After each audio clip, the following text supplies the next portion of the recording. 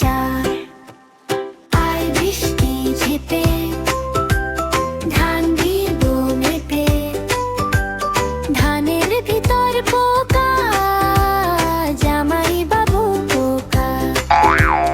আয় বৃষ্টি কষে আমরা থাকি বসে।